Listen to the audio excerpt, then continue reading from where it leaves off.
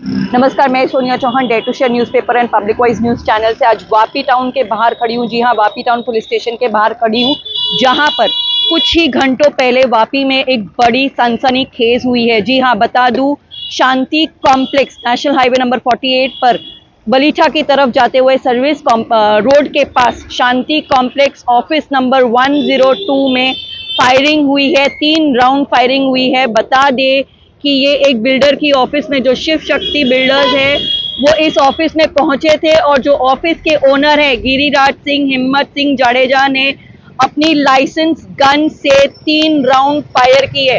बता दें कि इसमें कोई जानहानि नहीं हुई है, लेकिन आगे उन्हें गिरफ्तार करने के बाद वलसाड एसपी, डीवाईएसपी और यहाँ के जो पीआई हैं, तुरंत उन्होंने तहकीकात करने के बाद प्रेस कॉन्फ्रेंस की और प्रेस कॉन्फ्रेंस में क्या कहा, आइए देखते हैं।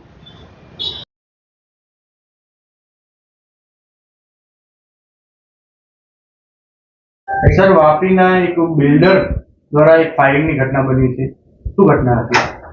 વાપી ટાઉન પોલીસ વિસ્તારના જલારામ મંદિર પાસે હાઈવે ઉપર જે શાંતિ કોમ્પ્લેક્સ આવેલું છે એના પહેલા માળે એક બિલ્ડર ગિરિરાજસિંહ જાડેજા છે, એની ઓફિસમાં આજે બપોરના સમયે 1 થી 2ની વચ્ચે ફાયરિંગની ઘટના બનેલી હતી।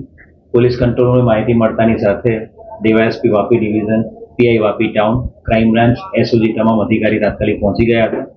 જે વ્યક્તિ દ્વારા ફાયરિંગ કરવામાં આવ્યું છે ગિરિરાજસિંહ હિમ્મતસિંહ જાડેજા, એને જે હથિયાર હતું જેનાથી એને ફાયરિંગ કર્યું છે એની સાથે એને રાઉન્ડ અપ કરી લેવામાં આવ્યું છે અને બનાવના સ્થળે ચેક કરતા ટોટલ 3 રાઉન્ડ ફાયરિંગ કરવામાં આવ્યું છે।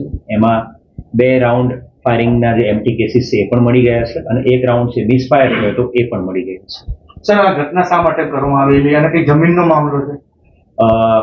જે બનાવના સ્થળે જે લોકો હાજર હતા એ લોકો, જે ઓફિસમાં કામ કરતા તમામ સ્ટાફ અને પ્રાથમિક જે ગિરિરાજસિંહ છે એની પૂછપરછ કરતા આખી વિગત 2019થી એક જમીન બાબતની છે।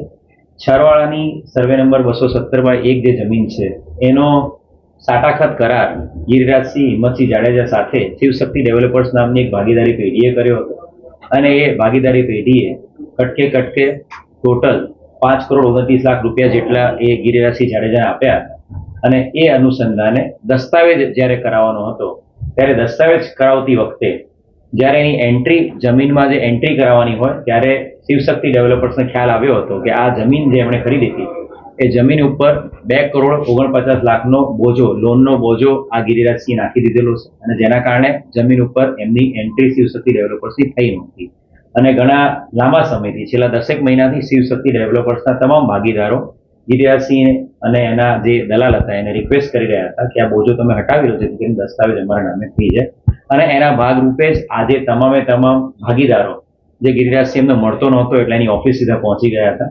એમણે શાંતિથી ગિરિરાજસિંહની રાહ જોઈ રહ્યા હતા અને ગિરિરાજસિંહે આ લોકો સતત 2-3 કલાક સુધી એની રાહ જોઈને બેઠા હતા એટલે ત્યારે અચાનકથી જે બાથરૂમમાં સંતાયેલો હતો ત્યાંથી બહાર આવીને સીધું 3 રાઉન્ડ એણે ફાયરિંગ કર્યું હતું અને આ લોકોને મારી નાખવાની ધમકી આપી હતી। પોલીસ દ્વારા જે ગિરિરાજસિંહ હિમ્મતસિંહ જાડેજા છે એને પકડી પાડવામાં આવ્યો છે। એની સાથે સાથે એનું જે વેપન હતું, લોડેડ વેપન, જે અન્ય રાઉન્ડ સાથે એ પણ મેળવી લીધેલું છે। એમટી કેસીસ અને જે રાઉન્ડ છે મિસફાયર રાઉન્ડ એ પણ કબજે કરવામાં આવ્યો છે। આગામી સમયમાં અત્યારે ગિરિરાજસિંહ જાડેજા વિરુદ્ધમાં અટેમ્પ્ટ ટુ મર્ડર અને આર્મ્સ એક્ટ મુજબનો ગુનો દાખલ કરવાની હાલ વાપી ટાઉન પોલીસ સ્ટેશનમાં ડીવાયએસપી વાપી ડિવિઝનના સુપરવિઝન હેઠળ તજવીજ ચાલુ છે। ઇન્જર અને કોઈ ગન લીગલ છે?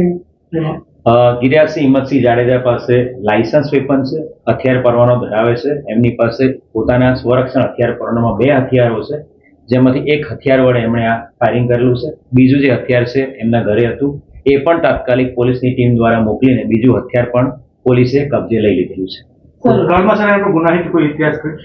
ગિરિરાજસિંહ હિમ્મતસિંહ જાડેજા વિરુદ્ધમાં ભૂતકાળમાં એક બળાત્કારનો ગુનો પણ દાખલ થયેલો હતો અને અમને જે માહિતી મળી રહી છે અત્યારે એ પ્રમાણે એ કેસમાં એને કોર્ટ દ્વારા નિર્દોષ છોડી મૂકવામાં